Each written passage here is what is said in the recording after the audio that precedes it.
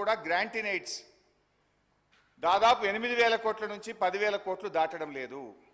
ప్రతి సంవత్సరం grant in AIDS మనం ఆశిస్తున్నాం కానీ కేంద్రం నుంచి ఏమీ రావడం లేదని చెప్తూ ఉన్నారు.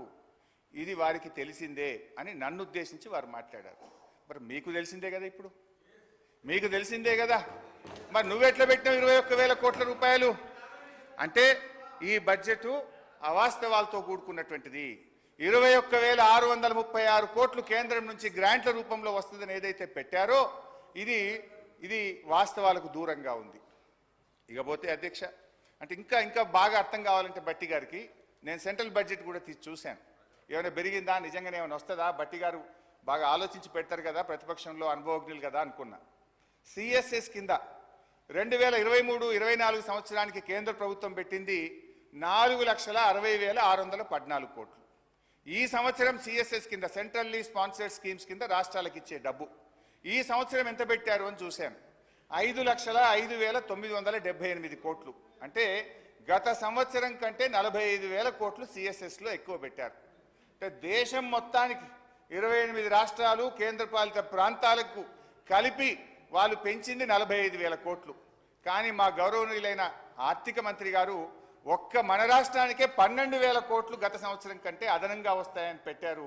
ఇది సాధ్యమా అని నేను అడుగుతా ఉన్నా. ఇకపోతే ట్యాక్స్ రెవెన్యూలో చూస్తే అధ్యక్ష, పోయిన సంవత్సరం కంటే ఈసారి 26,383 కోట్లు ట్యాక్స్ రెవెన్యూ ఎక్కువ వస్తుందని వారు బడ్జెట్లో ప్రతిపాదించారు. ఇందులో ఏమంటారు, అసలు వాస్తవానికి ఇంత గ్రోత్ ఒక్కసారి రాదు అధ్యక్ష. ఒకవైపు ఆర్థిక మాంద్యం అంటున్నారు, ఇంకొక వైపు మీ కొన్ని వ్యవహారాల వల్ల రాష్ట్రంలో రియల్ ఎస్టేట్ ఆగమైపోయింది, కుదేలైపోయింది. కానీ నేను I will going to the details అధ్యక్ష. స్టాంప్స్ అండ్ చెప్తాను భాయ్ సాబ్, యూ షుడ్ హ్యావ్ పేషెన్స్. భాయ్ సాబ్, నేను 2 గంటలు అప్పులు చెప్తా, ఆస్తులు చెప్తా, నీ లిక్కర్ చెప్తా, నీ కథ అంతా చెప్తా, జర్ర ఒప్పుకోవట్టు విను. నేను మాట్లాడినాక మీకు అవకాశం ఉంటుంది, నువ్వే మాట్లాడు. నేను తప్పు చెప్తే నువ్వు సమాధానం చెప్పు, కానీ మధ్యలో రాకు. అధ్యక్ష, స్టాంప్స్ అండ్ రిజిస్ట్రేషన్ తర్వాత దీంట్లో ఏమంటారంటే గత సంవత్సరం మనకు వచ్చింది 14,295 కోట్లు. ఈ సంవత్సరం స్టాంప్స్ అండ్ రిజిస్ట్రేషన్ ద్వారా 18,228 కోట్లు ఆదాయం వస్తుందని బడ్జెట్లో బట్టి గారు ప్రతిపాదించారు. ఎట్లా వస్తుంది? దాదాపు 4,000 కోట్లు స్టాంప్స్ అండ్ రిజిస్ట్రేషన్ ద్వారా అదనపు ఆదాయం రాష్ట్రానికి వస్తుంది, దాన్ని మేము ఖర్చు పెడతాము అన్నారు. నేను అడుగుతా ఉన్న గౌరవనీయులు బట్టి గారు, ఒకవైపు ఏమో మీరు వచ్చిన తర్వాత గత 8 మాసాలుగా చూస్తే మంత్ ఆన్ మంత్ మనకు స్టాంప్స్ అండ్ రిజిస్ట్రేషన్ ద్వారా వచ్చే ఆదాయం తగ్గుముఖం పట్టింది. ఒకవైపు ఏమో రిజిస్ట్రేషన్లు తగ్గుతూ ఉన్నాయి, రిజిస్ట్రేషన్ ఆదాయం తగ్గుముఖం పడితే ఇంకొక వైపు మీరు 4,000 కోట్లు పెరుగుతుందన్నారు. ఏ రకంగా పెంచుతారు? అంటే మీరు వ్యవసాయ భూములు, రైతుల చేతుల్లో ఉండే వ్యవసాయ భూములకు భూముల ధరలు పెంచుతారా? Registration fee పెంచుతారా? పేద మధ్యతరగతి ప్రజలు కొనుక్కునే అపార్ట్మెంట్ల మీద వాళ్ళ వాల్యూ పెంచుతారా? రిజిస్ట్రేషన్ ఫీజులు పెంచి ప్రజల మీద భారం వేస్తారా? ఏ రకంగా ఈ 4,000 కోట్లు మీరు ఆదాయాన్ని పెంచుతారో ఈ సభకు, ఈ సభ ద్వారా ప్రజలకు స్పష్టత ఇవ్వాలని గౌరవనీయులు బట్టి గారిని కోరుతా ఉన్నా. అధ్యక్ష, ఎక్సైజ్ ఇదైతే సిగ్గుతో తలదించుకోవాలి కాంగ్రెస్ పార్టీ నాయకులు. అధ్యక్ష, గత బడ్జెట్లో మంచిగా వినండి, నేను చెప్పింది విన్నాక తలదించుకోవడం తప్ప తలెత్తే పరిస్థితి ఉండదు మీకు. అధ్యక్ష,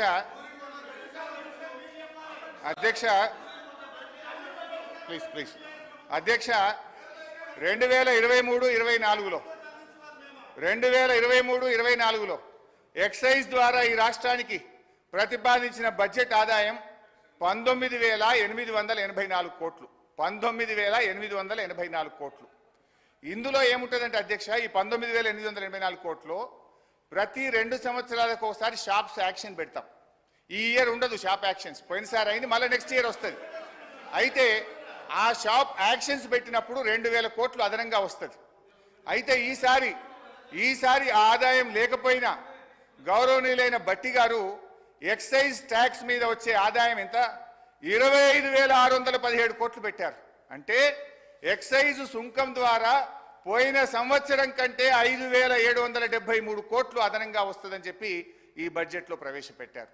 అంతేకాదు వ్యాట్ బై ఎక్సైజ్, వ్యాట్ రూపంలో మరో 2,760 కోట్లు ఎక్సైజ్ మీద ఆదాయం ఎక్కువ వస్తుందని పెట్టారు. అంటే పోయిన సంవత్సరం కంటే కూడా ఈ బడ్జెట్లో 5,773 ప్లస్ వ్యాట్ మీద 2,000 అంటే 7,773 కోట్ల రూపాయలు గత సంవత్సరం కంటే ఎక్సైజ్ మీద ఆదాయం ఎక్కువ వస్తుందని బడ్జెట్లో పెట్టారు. బడ్జెట్ మీద మొత్తం ఆదాయం ఎంత ఆశిస్తుంది తెలుసా అధ్యక్ష? ఈ ప్రభుత్వం ఎక్సైజ్ అండ్ వ్యాట్ కలిపి 42,000 కోట్ల 49 రూపాయలు ఎక్సైజ్ రూపంలో ఆదాయం సంపాదిస్తామని బడ్జెట్లో గౌరవ ఆర్థిక మంత్రి పెట్టారు. 42,000 కోట్లు అధ్యక్ష. అంటే గతంలో ఇదే భట్టి గారు ఇదే అసెంబ్లీలో మాట్లాడారు.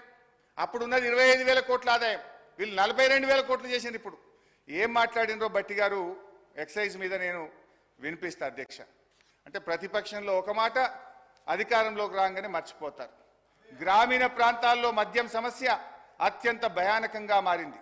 బెల్ట్ షాపులు పెట్టి జనాన్ని విపరీతంగా పీడిస్తున్నారు. దీని గురించి ఆలోచన చేయండి అధ్యక్ష. ఆ రోజు గ్రామానికో బెల్ట్ షాప్ ఉంది. ఇప్పుడు మీరు చెప్పే 42,000 కోట్లు కావాలంటే గల్లీకో బెల్ట్ షాప్ పెట్టారు. మీరు గల్లీకో బెల్ట్ షాప్ పెట్టే పరిస్థితి వచ్చింది అధ్యక్ష. ఇంకా అధ్యక్ష కృష్ణారావు గారు, హరీష్ రావు గారు అధ్యక్ష చెప్పిన దానిలో వాస్తవికత ఎంత ఆలోచించిన అధ్యక్ష. గతంలో 2023లో 19,000 ఆదాయాన్ని మాట్లాడినారు. వాస్తవంగా ఆ లెక్కకు వస్తే 2014లో కేవలం 10,000 కోట్ల రూపాయలు ఎక్సైజ్ ఆదాయం. చివరి సంవత్సరం 2023-24 చూస్తే అధ్యక్ష 34,000 వాళ్ళ ప్రభుత్వ హయాంలో చివరి సంవత్సరము ఆదాయము 34,869 కోట్ల రూపాయలు ఆదాయం వచ్చింది అధ్యక్ష.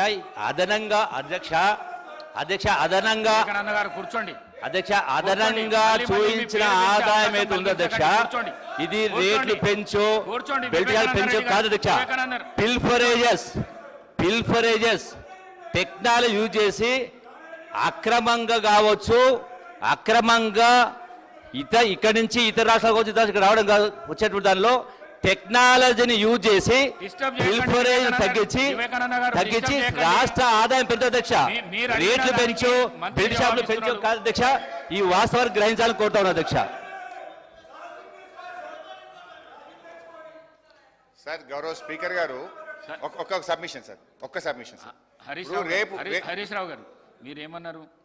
సబ్జెక్ట్ వచ్చినప్పుడు ఆ కన్సల్ట్ మినిస్టర్ మాట్లాడడానికి అవకాశం ఉన్నదండి. మీ లెక్కల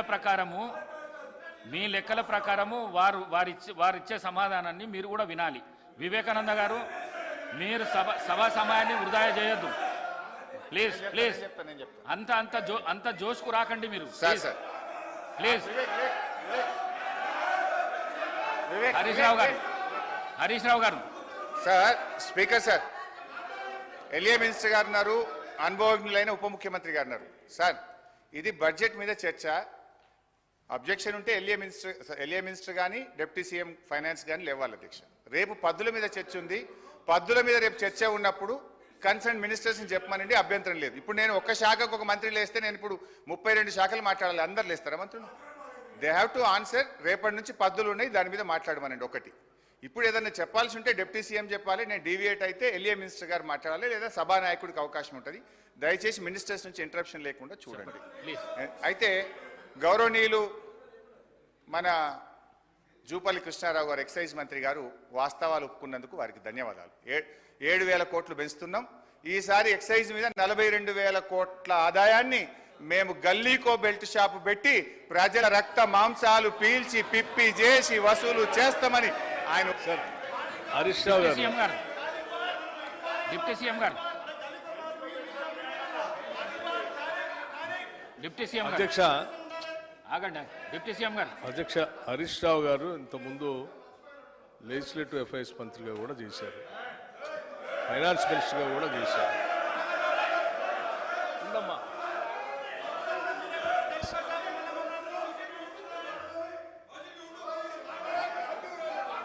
శ్రీహరి గారు సభలో ఇవాళ 10 సంవత్సరాలు వాళ్ళు ఆర్థిక విధ్వంసం చేసి రాష్ట్రాన్ని అప్పులపాలు చేసి అసలు ఈ రాష్ట్రంలో పనిచేస్తున్నటువంటి ఉద్యోగస్తులకి జీతాలు కూడా ఇవ్వలేనటువంటి కటకటలాడే పరిస్థితులు ఈ రాష్ట్రాన్ని నెట్టేస్తే